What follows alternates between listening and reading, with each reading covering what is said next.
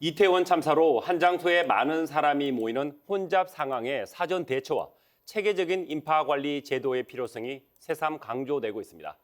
이번 참사 시뮬레이션 연구를 맡은 박준영 금호공대 교수와 자세한 얘기 나눠보겠습니다. 교수님 안녕하세요. 네, 안녕하세요.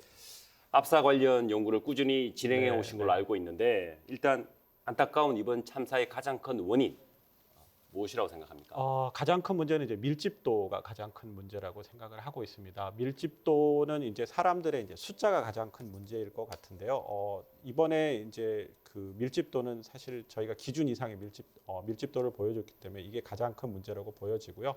두 번째는 그 골목길의 경사도가 문제였던 것 같습니다. 내리막길이었기 때문에 사람들이 속도를 제어한다든지 이런 부분이 좀 어려웠던 점이 가장 큰 문제였던 것으로 생각을 하고 있습니다.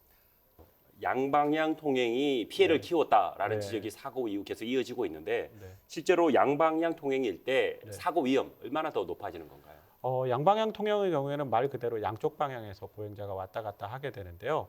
양방향 통행의 경우에 가장 크게 문제가 되는 점은 밑에 쪽에서 올라오는 사람 숫자가 얼마냐에 따라서 얘기가 좀 달라집니다. 밑에 쪽에서 올라오시는 분들의 숫자가 많아지게 되면 위쪽에서 내려오시는 분의 숫자가 줄어들 수밖에 없고요. 그렇게 줄어든다는 얘기는 위쪽에 가득 차 있던 인원이 빠져나오기가 힘들기 때문에 그것 자체가 그러니까 출구를 좀 좁히는 효과가 나타나기 때문에 그런 것들이 분명히 영향을 줬을 것으로 저희가 생각을 하고 있습니다. 이번 참사 관련해 시뮬레이션 연구에 착수하신 걸로 제가 얘기를 들었는데 네. 어떤 부분에 중점을 두실 계획이시죠?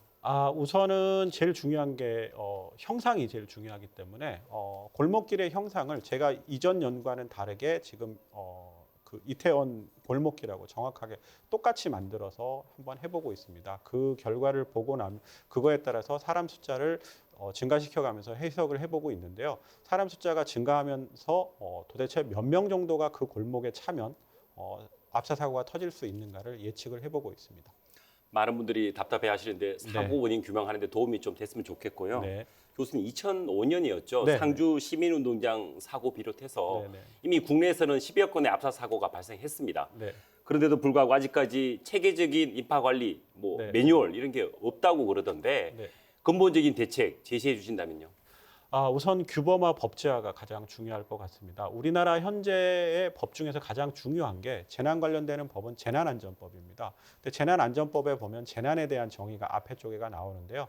재난을 크게 두 가지로 나누고 있습니다. 자연재난과 사회재난 두 가지로 나누고 있는데 사회재난의 경우에는 그 폭발, 그다음에 화재 등등이 이렇게 나와 있습니다. 재난안전법에 보면 압사 사고에 대한 내용 자체가 빠져 있습니다. 즉 제일 상위법에가 내용이 빠져 있기 때문에 그 하위 법에 해당하는 매뉴얼이라든지 이런 것들에서 내용이 빠져 있기 때문에 가장 중요한 면은 법제화, 그다음에 규범화가 제일 중요하다라고 말씀을 드릴 수 있겠습니다. 다시는 이런 안타까운 참사가 되풀이되지 않도록 근본적인 대책 꼭 마련돼야 할 것 같습니다. 네. 교수님 오늘 나와주셔서 감사합니다. 네, 감사합니다.